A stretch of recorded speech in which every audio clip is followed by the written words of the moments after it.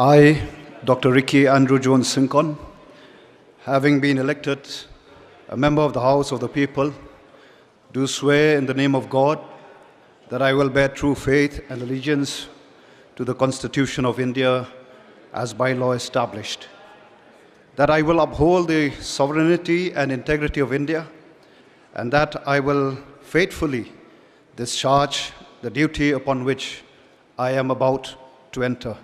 Thank you, Kubleshibon Mithela.